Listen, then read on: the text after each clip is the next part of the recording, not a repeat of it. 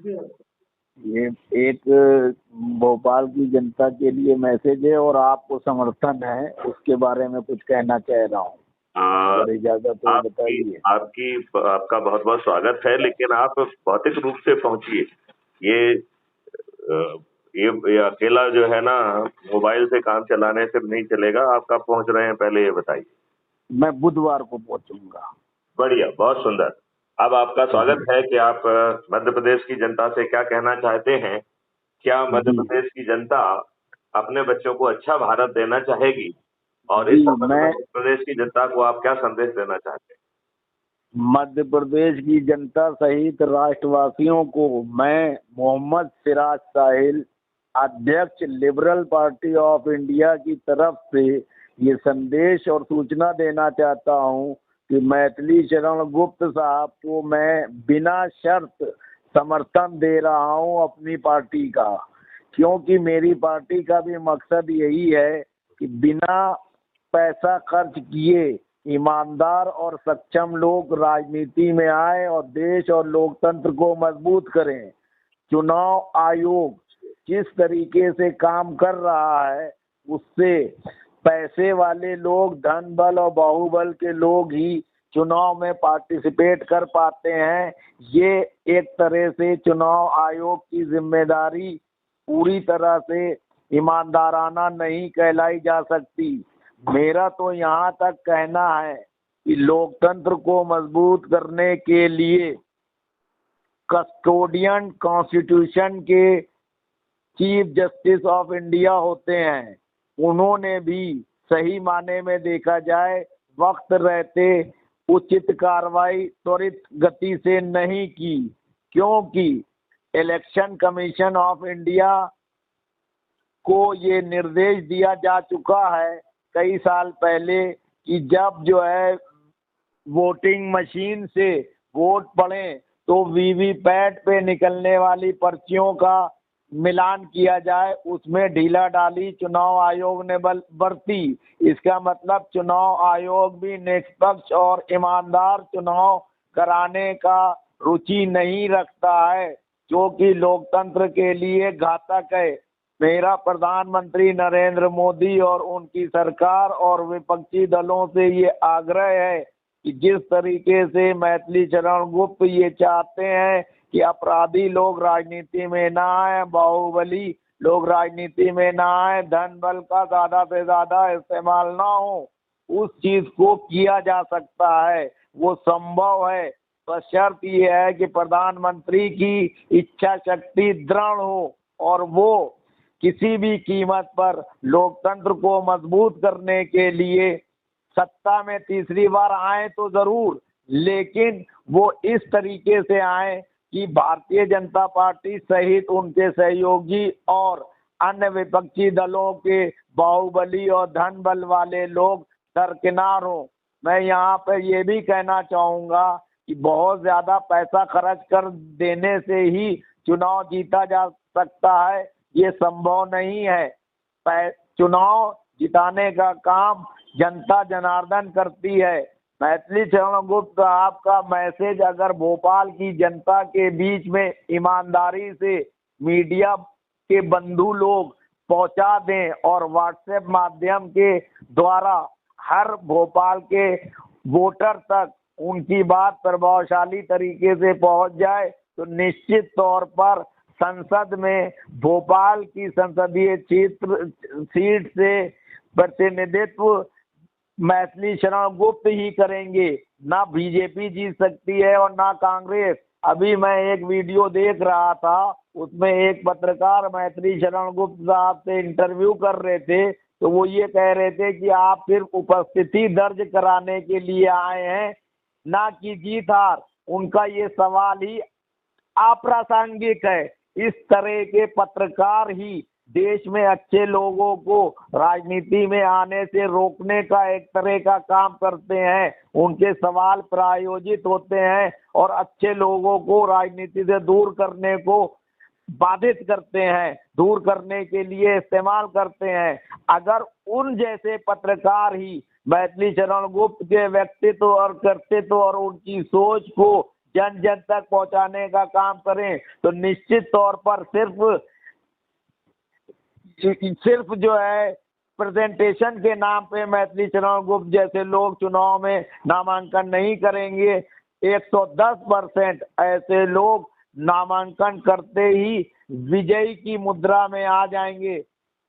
बड़े दुर्भाग्य की बात है कि लोकतंत्र के जो 4 स्तंभ हैं, विधायिका, कार्यपालिका, न्यायपालिका और पत्रकारिता, ये लोग आपस में जो है अंडरस्टैंडिंग बना चुके हैं और देश की जनता को एक तरह से चारों स्तंभ मिलकर मूर्ख बना रहे हैं। इसमें सबसे ज्यादा जिम्मेदार मैं पत्रकारिता को मानता हूं, क्योंकि पत्रकारिता का परम धर्म ये होता है कि विधायिका, कार्यपालिका और न्यायपालिका में जो भ्रष्ट लोग हैं या जो गलत काम कर रहे हैं, ये राष्ट्र विरोधी ताकतों से मिले हुए हैं या अपने कर्तव्य का निर्वहन नहीं कर रहे हैं, उनको चेक करके जनता के बीच में उनके व्यक्तित्व और कृतित्व को ले जाना और उनको सुधारने की दृष्टि में उनको एक मौका देना या उनको मजबूर करना। लेकिन बड़े दुर्भाग्य की बात है कि पत्रकार बंधु और पत्रकार समूह भी विधायिका, कार्यपालिका, न्यायपालिका से अपने संबंध अच्छे बनाने के चक्कर में या उनसे कुछ पारितोषिक और लाभ प्राप्त करने की नियत से उनकी चाटुकारिता और चमचागिरी में लगे रहते हैं। इसीलिए जो है देश का ये हाल हो रहा है। अब मैं ये कहना चाहूँगा कि क्यों नहीं, अगर योग्य व्यक्ति किसी भी राजनीतिक दल का या निर्दलीय हो, उसको संसद भवन में पहुंचने का अधिकार क्यों नहीं होना चाहिए। मैं तो यहाँ तक कहूँगा कि पार्टियों को आगे आकर पीपल्स रिप्रेजेंटेटिव एक्ट में ही संशोधन करने का साहस दिखाना चाहिए। और क्योंकि पीपल्स रिप्रेजेंटेटिव एक्ट के तहत जनता का प्रतिनिधि कहलाता है, ना कि किसी पार्टी का, लेकिन पार्टियों ने बड़ी चालाकी से अपने पार्टी और स्वयं के लाभ के लिए या सत्ता हथियाने के लिए पार्टियों को एक सिंबल की तरह से इस्तेमाल कर उसकी मार्केटिंग कर लोगों को टिकट बेचने और अपने बाहुबल और धन बल और अपनी पार्टी को सत्ता में स्थापित करने के लिए षड्यंत्र रचा है। मैथिली शरण गुप्त जैसे लोग इस षड्यंत्र का पर्दाफाश कर सकते हैं। और जब कोई व्यक्ति एक बार जनता के वोट के द्वारा प्रतिनिधि चुन लिया जाए तो वो पार्टी का प्रतिनिधि ना होकर संसद का प्रतिनिधि ही कहलाए। इस तरीके से प्रधानमंत्री नरेंद्र मोदी तीसरी बार भी लगातार प्रधानमंत्री बनने की स्थिति में, जैसा कि मीडिया और सारे देश में चर्चा है, दिखाई दे रहे हैं, तो उनको भी आगे आकर ईमानदारी से एक राष्ट्रीय सरकार का निर्माण करना चाहिए, क्योंकि उससे ये साबित होगा कि सभी राष्ट्र भक्त हैं।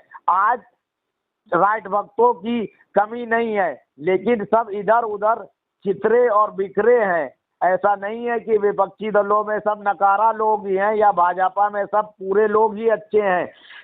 सारे देश के जो राजनेता हैं, जो सक्षम और ईमानदार और राष्ट्रवादी सोच के प्रतिनिधित्व करते हैं, उन सबको लेकर ही 543 सांसद चुने जाएं और उनसे सरकार बने जाए। भले ही उस सरकार का नेतृत्व प्रधानमंत्री नरेंद्र मोदी करें या फिलहाल जो उनकी पार्टी है जो सबसे ज्यादा सांसद सदस्य लेके आए उसका सांसद या प्रधानमंत्री पद का दावेदार प्रधानमंत्री बने और देश को जो है विश्व गुरु बनाने की दिशा में विपक्ष में जो पढ़े लिखे, अच्छे, ईमानदार, सक्षम, राष्ट्रभक्त नेता हैं उनका भी सहयोग लिया जाए और उनको भी 2, 4, 10, 20 उनके प्रतिनिधित्व के हिसाब से मंत्री पद दिए जाए। और प्रधानमंत्री नरेंद्र मोदी देश को जिस दिशा में ले जाना चाहते हैं, विश्व गुरु बनाने के लिए, देश की व्यवस्था सुधारने के लिए, कानूनों में संशोधन करने के लिए, वो करें, उनको कौन रोक रहा है। लेकिन अभी अगर आप ये कहो कि सबसे ज्यादा सक्षम मैं ही हूँ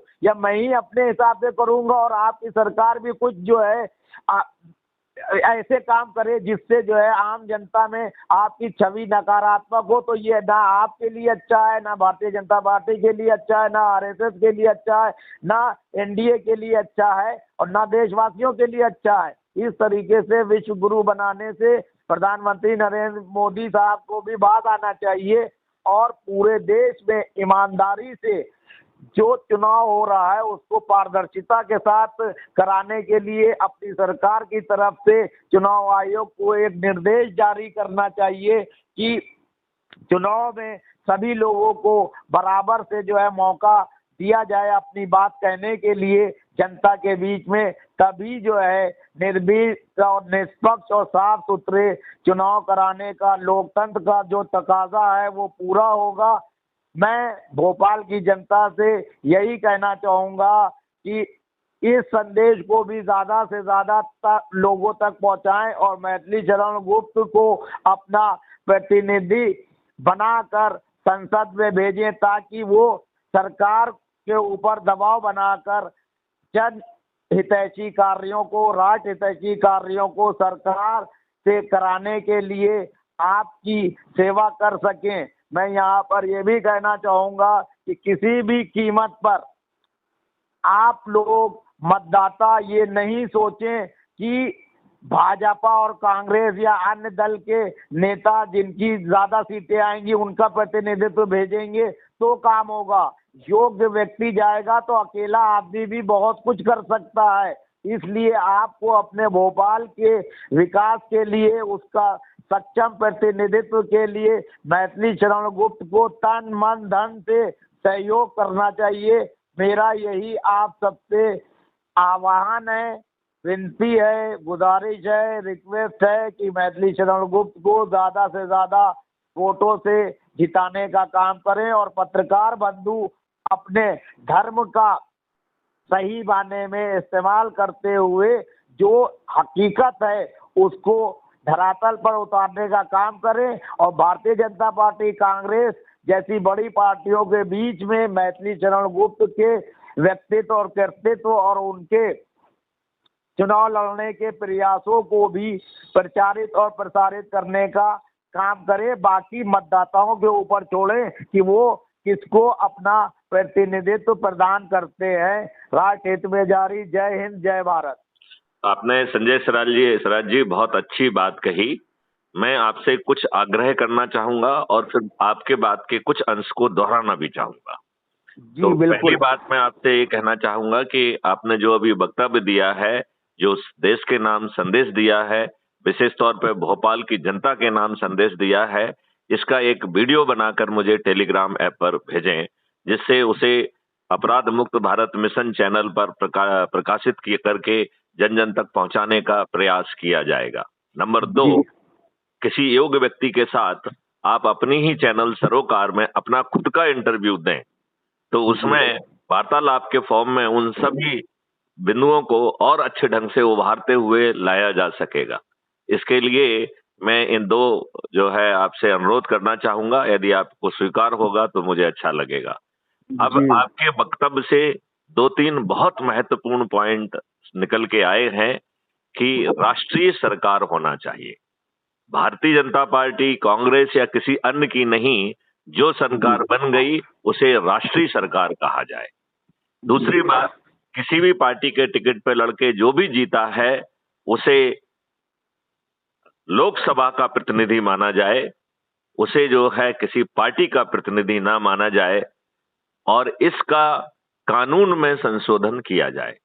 तीसरी बात, आपने जो अपराधियों के बारे में कहा है, इस बारे में मैं आम जनता को बताना चाहूंगा कि पिछले 10 सालों में 3 PIL माननीय सुप्रीम कोर्ट में लगाई गई, जिसका मजनून था कि जब इस देश में चपरासी जैसे छोटे पद के लिए साक्षर और सचरित्र होना जरूरी है, तब हमारे जनप्रतिनिधि अनपढ़, गवार, बाहुबली, दुष्चरित्र, धनबली, महाबली और अपराधी क्यों?